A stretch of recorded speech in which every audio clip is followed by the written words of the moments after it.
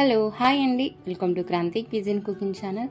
ఈరోజు మనం క్రిస్పీగా క్యాలీఫ్లవర్ చేసుకోబోతున్నాం. మనం నార్మల్గా ఇంట్లో దొరికే ఇంగ్రీడియంట్స్తోని సింపుల్గా చేసుకోవచ్చు. అలాగే టేస్ట్ అయితే చాలా బాగుంటుంది. మనకు క్యాలీఫ్లవర్ ఫ్లేవర్ కూడా పెద్దగా రాదు, చికెన్ లాగా అనిపిస్తుంది. ఇలా చేసి పెట్టండి పిల్లలకు, ఈవినింగ్ స్నాక్స్ లాగా వాళ్ళు ఇష్టపడి తింటారు.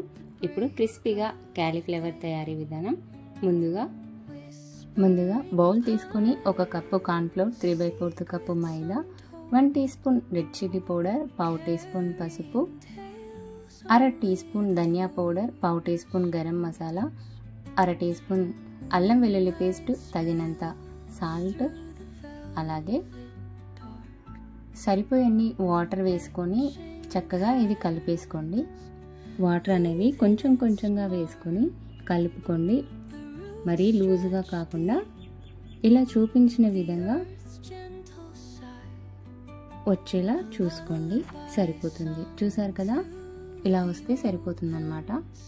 ఇప్పుడు దీంట్లో క్యాలీఫ్లవర్ తీసుకొని ఇది ఒక 400 గ్రామ్స్ ఉంటుంది. ఇది ఇలా చిన్న చిన్న పీసెస్లా తీసేసుకోండి. ఒకసారి చక్కగా వాష్ చేసుకున్న తర్వాత క్యాలీఫ్లవర్ అనేది ఈ సైజు ఉంటే సరిపోతుంది, మరీ లావుగా తీసుకోకండి, లోపల పచ్చిగా ఉంటుంది.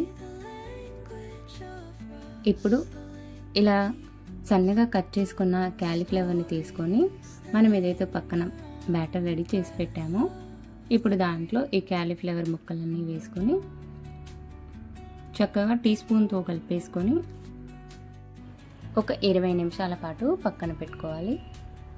ఇది ముక్కలకు అనేది చక్కగా బ్యాటర్ పట్టేలా ఇలా కలుపుకోవాలి. ఇప్పుడు స్టవ్ పై ఒక కడాయి పెట్టేసుకొని దీంట్లో డీప్ ఫ్రైకి సరిపడా ఆయిల్ వేసుకోండి. ఇప్పుడు క్యాలీఫ్లవర్ ముక్కల్ని బ్రెడ్ క్రమ్స్లో చక్కగా కోటింగ్ వేసుకోండి. ముక్కలకు అనేది ఇలా అద్దుకోవాలి బ్రెడ్ క్రమ్స్. ఇప్పుడు ఆయిల్లో వేసుకుందాం. ఆయిల్కి కాస్త దూరంగా చేతులు పెట్టేసుకొని జాగ్రత్తగా ఇలా క్యాలీఫ్లవర్ ముక్కలన్నీ వేసుకొని గ్యాస్ అనేది మీడియం ఫ్లేమ్లో పెట్టేసుకొని 10 నుంచి 12 నిమిషాల వరకు ఉడకనివ్వండి. కలర్ అనేది చక్కగా గోల్డెన్ బ్రౌన్ కలర్ రావాలి.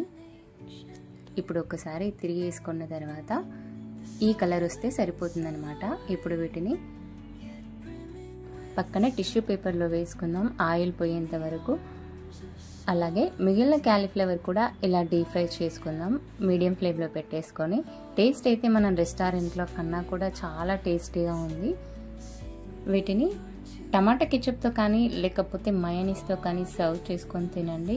టేస్ట్ అయితే సూపర్గా ఉంటుంది. చూసారు కదా ఈజీగా క్రిస్పీగా క్యాలీఫ్లవర్ ఎలా తయారు చేసుకోవాలో.